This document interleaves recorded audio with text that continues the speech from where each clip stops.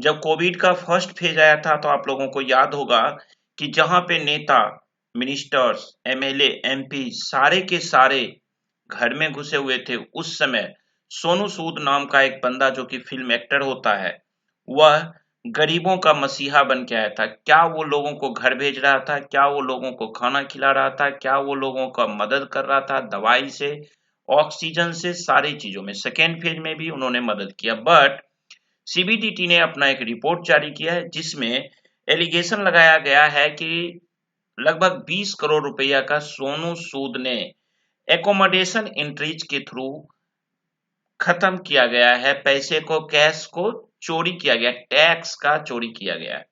इस एलिगेशन को हम समझते हैं कि ये स्कैम होता कैसे है। इस वीडियो से हम ये प्रूफ नहीं करेंगे कि सोनू सूद जी ने चोरी किया है टैक्स की, या सोनू सूद जी के ऊपर कोई हमारा डिसीजन होगा, चाहे आपका। हमें सिर्फ सीखना है कि इनकम टैक्स की सेक्शन 68 क्या कहता है, इस पे हम लोग अभी डिस्कस करते हैं। एक बार देखिए, सोनू सूद जी के बारे में ट्विटर पे जब हमने सर्च किया तो यहाँ पे क्लियरली लिखा है कि सीबीडीटी, सीबीडीटी मतलब central board of direct tax, ने कहा है कि जो स्टार हैं, फिल्म स्टार सोनू सूद जी हैं, वो more over than 20 crore rupees उन्होंने टैक्स इवेडेड किया है। तो इस बात पे चर्चा करेंगे अभी। बाकी और आगे भी इनके ऊपर कई एलिगेशंस हैं, जिसमें एक एलिगेशन है violation of foreign contribution regulation act approx 2 crore rupees का, एफसीआरए का। एफसीआरए के बारे में हमें उतनी जानकारी नहीं है, तो अभी हम सिर्फ इनकम टैक्स की सेक्शन 68 की चर्चा करेंगे कि ये स्कैम होता कैसे है, क्या प्रोविजन 68 कहता है, और एकोमोडेशन एंट्रीज कैसे की जाती है। उसके बाद एक तीसरा एलिगेशन सोनू सूद जी पे ये भी है कि 1 अप्रैल 2021 से लगभग 18.94 करोड़ रुपीज इनके ट्रस्ट में आया, जिसमें से इन्होंने खर्चा किया मात्र 1.7 crore rupees, sorry 1.9 crore rupees, और लगभग 17 करोड़ रुपीज अनयूटिलाइज्ड है। तो इसका हमें अंदाजा नहीं आता है कि सीबीडीटी ने ये निर्णय क्यों दिया, ये रिपोर्ट उसने क्यों लिया। कि देखिए, अगर अनयूटिलाइज अमाउंट है तो उसका सीबीडीटी से कोई मतलब नहीं है, तो इसका उद्देश्य क्या होगा आप लोग भी पता करिएगा। अगर आप लोगों को इसका कुछ टेक्निकल रिप्लाई मिले तो हमें जरूर 8448610923 पे व्हाट्सएप करिएगा। समझते हैं इस केस को कि ये जो एकोमोडेशन इंट्रीज है वो कैसे हुआ है। मान लीजिए कि सोनू सूद जी जब पैसे का, जो आप 20 करोड़ रुपीज का सुन रहे हैं उसको समझिए। यहाँ पे सोनू सूद जी के पास मान लीजिए कि 1 करोड़ रुपया था, 1 करोड़ रुपया सोनू सूद जी के पास था। अब देखिए, टैक्स बचाना हर आदमी चाहता है। सोनू सूद जी गए सेल कंपनी के पास। बेसिकली समझिए सेल कंपनी होती क्या है। सेल कंपनी वैसी कंपनी होती है जो पेपर पे सिर्फ होती है, मोटा मोटी समझिए। अगर उसका जो एड्रेस है, अगर उसके एड्रेस पे आप जाएंगे तो वहां कुछ नहीं मिलने वाला है, ना उनका एम्प्लॉइज मिलेगा, ना आपको प्रेमाइसेस मिलेंगे। मोस्टली यही केस होता है जिसको सेल कंपनी कहा जाता है। अब क्या हुआ होगा कि सोनू सूद जी गए होंगे सेल कंपनी को, कहे होंगे भाई 1 करोड़ रुपया मैं तुम्हें देता हूं। ये मैं एक एग्जांपल ले रहा हूं सोनू सूद जी का, इससे कोई रिलेटेड इस वीडियो से नहीं रहेगा, कोई रिलेशन उनका नहीं रहेगा। सोनू सूद जी ने सपोज करिए कि गए और सेल कंपनी को कहा कि 1 करोड़ रुपया मैं देता हूं। अब सेल कंपनी क्या करती है कि कहती है ठीक है भैया 1 करोड़ रुपया तुम मुझे दे, और सेल कंपनी इनको, सोनू सूद जी को 95 लाख रुपीज, 95 लाख रुपीज इनको चेक में दे देता है या आरटीजीएस कर देता है, यानी बैंक के थ्रू दे देता है इनको, बैंक के थ्रू। अब बैंक के थ्रू जब इनके पास पैसा आ गया तो इसका मतलब क्या हो गया, बैंक से आने का मतलब हो गया व्हाइट मनी आ गया। 1 करोड़ ये कैश इसको दिए सेल कंपनी को, और सेल कंपनी ने कहा ठीक है मैं 95 लाख रुपया तुम्हें बैंक से चेक से दे देता हूं, यानी 5 लाख रुपया सेल कंपनी अपने पास रख लिया। अब सपोज करिए कि अगर ये बंदा टैक्स पेयर 1 करोड़ रुपया गवर्नमेंट को देती है, तो इसको कम से कम 30% का इनकम टैक्स लग जाता। यानी कि इसके हाथ में आता कितना रुपया, 70 लाख रुपया। और अगर ये कैश में शेल कंपनी को दे दी तो शेल कंपनी इसको दे दिया 95 लाख रुपया, यानी कि 25 लाख रुपये का भी यहाँ पे प्रॉफिट है। तो कौन ऐसा व्यक्ति होगा जो प्रॉफिट लेना नहीं चाहेगा। 95 लाख। अब देखिए यहाँ पे जो कैश रुपया आया होगा 1 करोड़ का, वो पीछे से भी यहाँ पे कैश में ही आया होगा। वही कैश इनको आया और ये कैश आगे दे दिए शेल कंपनी को। शेल कंपनी ने 95 लाख रुपीज इनको दे दिया। बहुत अच्छी बात है, आ गया भैया काम खत्म। यहाँ पे देखिए मिस्टर सोनू सूद यहाँ पे निश्चिंत हो गए, भाई 1 करोड़ दिया और उसमें से 95 लाख रुपीज आ गया हमें। अब शेल कंपनी कहाँ से देती है? शेल कंपनी 1 करोड़ रुपया का 95 लाख व्हाइट मनी दे रही है। कैसे दे रही है? ये तो कंपनी है। ये क्या करती है, इसके पास एंट्री कहाँ से आती है? ये क्या करती है, इंडिया में करोड़ों लोग बेलो पॉवर्टी लाइन है, लाल कार्ड, पीला कार्ड। इसीलिए मैं अधिकतर लोगों को, हालांकि मैंने किसी वीडियो में ये बात डिस्कस नहीं किया, बट अधिकतर लोगों को कहता हूं कि गांव समाज, छोटे शहरों में, छोटे कस्बे के जो लोग हैं, आप लोग ना अपना आधार कार्ड, फोटो, साइन ये सब मत करो। आज के समय में जितना मोदी जी डिजिटल इंडिया की ओर जा रहे हैं, वो डिजिटल इंडिया एकदम खोखली होती जा रही है। ये आप ध्यान रखिएगा, डिजिटल इंडिया में बहुत ज्यादा दिक्कतें हैं। बैंक से पैसे निकल जा रहे हैं लोगों को। अब क्या होता है, आपने साइन करके दे दिया पेपर, आधार कार्ड, पैन कार्ड अपना दे दिया। ये गरीब लोग होते हैं, इनसे शेल कंपनी कहती है कि भैया तू एक काम कर। अब सब लोग जानते हैं कि इनकम टैक्स में 2,50,000 रुपया तक टैक्स फ्री है। शेल कंपनी कहती है इस पुअर पर्सन के पास जाके कि भाई एक काम कर, तुम 2 लाख या 2.5 लाख, 2 से 2.5 लाख के बीच अपना ले ले पैसा। अब इस सोर्स में चाहे सेल कंपनी चाहे तो इसे चेक दे दे, या सेल कंपनी चाहे तो कैश दे दे। ठीक है, दोनों चीज देखिएगा, समझिएगा ध्यान से। अगर चेक भी देती है सेल कंपनी इसको, किस का, पूरे 2 लाख और 2.5 लाख रुपया चेक नहीं देगा। अगर पूरे का पूरा 2-2.5 लाख रुपया चेक दे देगा तो इसका 1 करोड़ कैश कहाँ जाएगा जो इसके पास आया। ये क्या करती है, 2 से 2.5 लाख रुपये तक इसको कैश दे देती है शेल कंपनी। किसको देती है?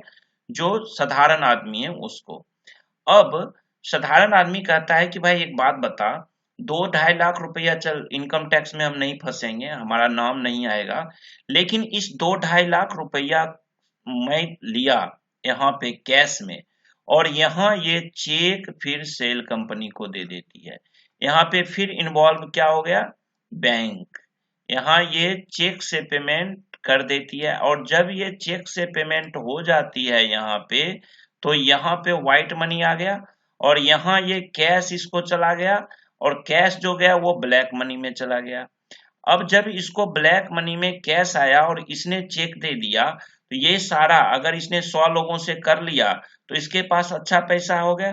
उसमें अब सेल कंपनी 95 लाख सोनू जी को दिया, 5 लाख यहाँ फिर भी ब्लैक मनी में इसको फायदा हुआ। उस 5 लाख पे इसको टैक्स देना नहीं पड़ रहा है सेल कंपनी को।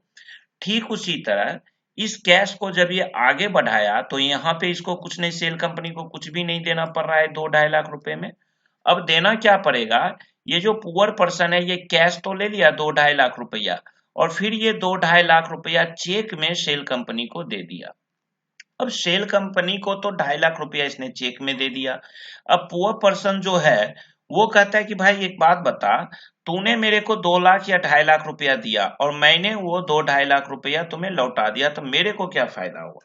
तो अब शेल कंपनी ये कहती है कि एक काम करिए, गरीब लोग होते हैं, इनको 5-10 हजार रुपया दे दो, इनका दिन चल गया, काफी हो जाता है। ये जितने आप देखते हो ना स्टेशनों के बगल में झुग्गी झोपड़ी वाले होते हैं, आप कनॉट प्लेस के रेड लाइट पे देखो कैसे होते हैं नशे में। वो मतलब एक सूंघने वाला नशा, या आप देखते होगे जो फेविक्विक वगैरह होता है उसे सूंघ सूंघ के भी नशा करते रहते हैं लोग। तो उन लोगों के लिए 5-10 हजार रुपया मायने रखता है। अब 2-2.5 लाख रुपया है, या तो यहाँ पे ही मान लो 2,50,000 का है, यहीं पे 2,55,000 इसको दे दिया और इससे 2,50,000 ले लिया, यानी 5,000 इस आदमी को तो मिल गया। अब या तो यहाँ ये चाहे सेल कंपनी तो 5,000 रुपया चेक में भी दे सकती है, इसको कोई बड़ी बात नहीं। अब सेल कंपनी के पास तो पैसा आ गया और यही पैसा एक नंबर में 95 लाख सोनू के पास चला गया। सोनू ने गलत 1 करोड़ रुपया दिया, यहाँ पे ये दे दिया कैश। ये निचला पोर्शन जितना भी है आप ये नीचे का 1 करोड़ 2.2 या 2.5 लाख रुपीज ये गवर्नमेंट की नजर में नहीं आती है, ये अंडर टेबल हो रहा है, गवर्नमेंट के पीछे हो रहा है। लेकिन यहाँ पे जो ट्रांजैक्शन हो रहा है चेक से, बैंक से, आरटीजीएस के थ्रू, जहां जहां बैंक इन्वॉल्व हो रहा है, तो बैंक जहां जहां इन्वॉल्व हो रहा है वो तो गवर्नमेंट को दिख ही रही है, और शेल कंपनी कंपनी है तो यहाँ भी पैसा आया।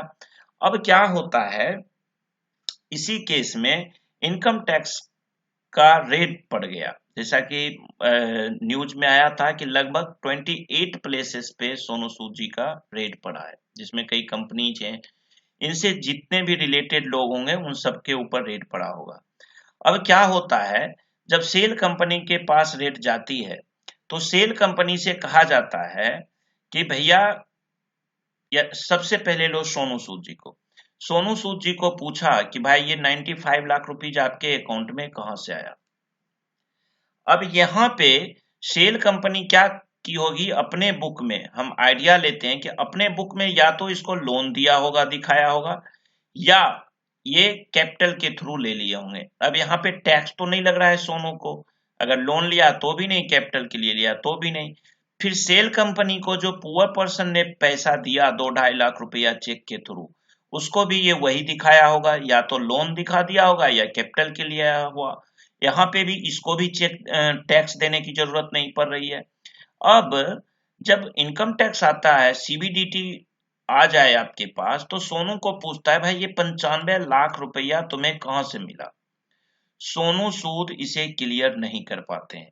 अब सोनू सूद से पूछा जाएगा कि बेटा ये 95 लाख जो ये सेल कंपनी से आया, चल अब सेल कंपनी को रेड करते हैं। अब सेल कंपनी को रेड किया, सेल कंपनी ने अपने बुक में दिखाया था कि 95 लाख रुपया मैंने सोनू को लोन दिया, या 95 लाख रुपया हमने सोनू को कैपिटल एंट्री दिखाया। अब सेल कंपनी से पूछता है कि ये जो 95 लाख रुपया तुमने दिया, ये ना तुम्हारा डेटर्स है ना तुम्हारा क्रेडिटर्स है, पैसा दिया तो लेगा भी कब भैया, कैसे लेगा पैसा लेकिन यहाँ तो इसको कैश में 1 करोड़ रुपया आ चुका है सेल कंपनी को, तो 1 करोड़ में आया जिसमें 5 लाख का प्रॉफिट भी है, तो पैसा तो लेना नहीं है। तब सोनू और सेल कंपनी के इंटरनल कोई एग्रीमेंट बना होगा, जिसमें ये होगा कि भैया मैंने 1 करोड़ रुपया दिया और उसका 95 लाख रुपया ले लिया, और जिसका कोई भी लेन देन अब हमारा तुम्हारा खत्म है। क्योंकि कल के डेट में अगर एग्रीमेंट नहीं बनता है तो सेल कंपनी के बुक में है 95 लाख मैंने दिया, और सोनू के बुक में है कि 95 लाख आया है।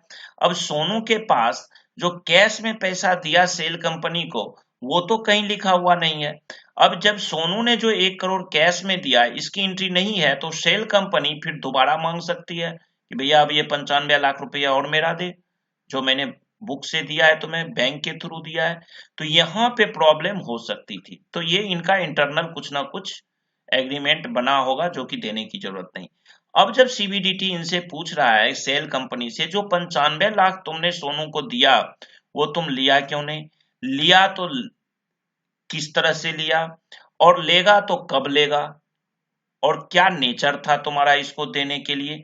अब यहाँ पे ये सेल कंपनी फेल हो जाती है। अब सेल कंपनी को पूछा जाता है कि तुम्हारे बुक में जो लाख 1.5 लाख, सॉरी, ये 2 लाख 2.5 लाख करके जो ये करोड़ों रुपये आ रखे हैं, जो तुमने या तो लोन दिखा रखा है या फिर यहाँ भी कैपिटल एंट्री कर रखा है, ये जो इन लोगों से लिए हो पुअर पर्सन से, ये कौन है, इनका क्या ब्यौरा है, किस लिए लिए थे इन लोगों से, अब तुम मुझे इन लोगों के पास ले चलो। इनको सीबीडीटी कहता है कि भैया तुम मुझे इन लोगों के पास ले चल। किन लोगों के पास, ये पुअर लोगों के पास, कि वहां पे मुझे बता कि इनके पास ये 2-2.5 लाख रुपया किस लिए आया, कहां से आया, और ये तुम्हें क्यों दिए। अगर तुम्हें दिए 2-2.5 लाख रुपया तो फिर इनको तुम लौटाओगे कैसे और लौटाया कब?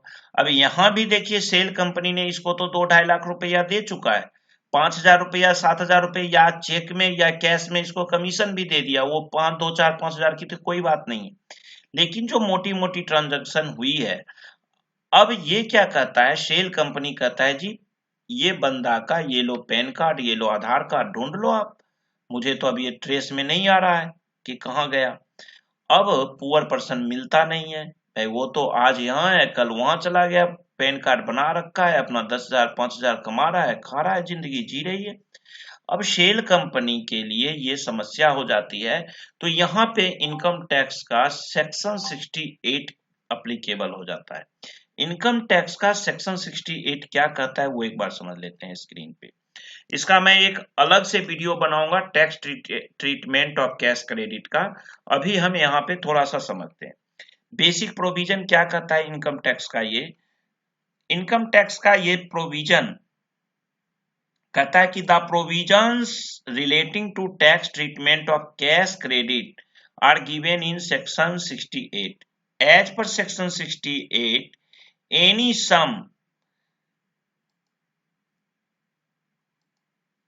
sum found credited in the books of a taxpayer for which he offers no explanation about the nature and source thereof, or the explanation offered by him is not in the opinion of the assessing officer satisfactory, may be charged to income tax as the income of the taxpayers of that year।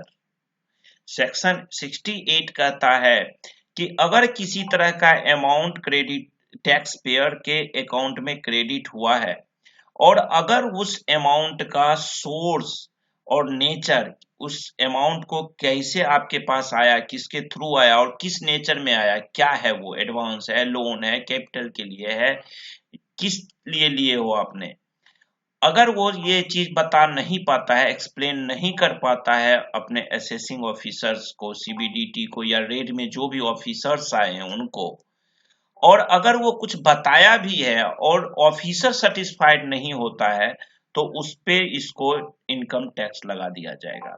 अब shell company के साथ वही होती है। Shell company के लिए दिक्कत क्या होती है कि ये यहाँ पे प्रूफ कर ही नहीं पाया है कि ये प्रूवर पर्सन जो है वो है कौन और है कहाँ, क्योंकि ये तो गायब हो गया आपको। अब जब गायब हो गया तो आपको तो कुछ पता नहीं है, अब नहीं पता है तो ये इसका शेल कंपनी का इनकम माना जाएगा और यहाँ पे इसको अब इनकम टैक्स लगा दिया गया। क्लियर? अब इनकम टैक्स यहाँ भी लग गया, इसने इससे जो इसने लिया। अब 95 लाख रुपया जो सोनू सूद जी लिए, हम मान रहे हैं कि सोनू सूद जी ने इस तरह से लिया 95 लाख रुपया, इस केस में अब सोनू जी को भी फिर यहाँ 95 लाख पे आपको जो भी 30-35% इनका टैक्स बनेगा वो टैक्स इनको भी देना पड़ेगा। साथ ही ये टैक्स की चोरी अलग हो गई। तो ये सारे प्रोविजन इस तरह से मार्केट में पैसे को घुमाया जाता है और गवर्नमेंट यहाँ पे कैसे पकड़ी ये आपने देख ही लिया कि यहाँ पे जहां बैंक से ट्रांजैक्शन, यहाँ सिर्फ क्या हो रहा है, यहाँ पे इस बंदा से सेल कंपनी के पास पैसा आ रहा है, यहां से पैसा सोनू सूद को जा रहा है, लेकिन सोनू सूद से पैसा इसके पास आया नहीं। ये समझिएगा, इस बंदे ने यहां से पुअर पर्सन से लिया लेकिन इसको फिर दिया भी तो नहीं। इसको दिया इसने किस मोड में, इस मोड से दिया, 2.5 लाख कैश में दिया। यहाँ पे सोनू सूद को जो भी ये पैसा दिया तो सोनू सूद ने इसको 1 करोड़ रुपया जो दिया वो कैश मोड में दिया। यहाँ पे सेटिस्फाइड नहीं कर पा रहा है, ट्रांजैक्शन जो है वन वे हो रहा है, सिंगल एंट्री में ट्रांजैक्शन चल रही है। जब सिंगल एंट्री में ट्रांजैक्शन हो जाएगी तो नेचुरल सी है कि आज ना कल सीबीडीटी की नजर जानी। तो दोस्तों ये था सेक्शन 68 का क्लेरिफिकेशन। सोनू सूद का जो ये सीबीडीटी ने अपना रिपोर्ट दिया है उसमें सेक्शन 68 का जो एग्जाम्पल है सोनू सूद वाले केस से ज्यादा बेहतर कम मिलेगा आपको। बहुत अच्छा एक्सप्लेनेशन एग्जाम्पल सोनू सूद का इसमें आता है। बाकी इस वीडियो से मैं एक बार फिर से आपको कहूंगा कि इस वीडियो से हम कोई डिसीजन नहीं लेते हैं कि सोनू सूद ने टैक्स की चोरी की, सोनू सूद ने गलत किया, सोनू सूद के पास ये चीजें हैं। हम लोगों ने जो अभी सीखा और समझा वो चीज सीखा कि सीबीडीटी इनकम टैक्स जो भारत सरकार की है वो क्या कहता है, इनकम टैक्स में क्या प्रोविजन है, सेक्शन 68 क्या कहता है, किस तरह से ये स्कैम को किया जाता है, वो हम अभी सीखे जो मार्केट में अभी चल रहा है। तो ध्यान रखिएगा, ये गलत चीजों से दूर रहिए। पैसा कमाना है लेकिन पैसे को इस तरह मत कमाइए कि आप एक्सप्लेनेशन ना दे पाए। तो चलिए इस वीडियो को यहाँ हम खत्म करते हैं। Thank you, bye bye.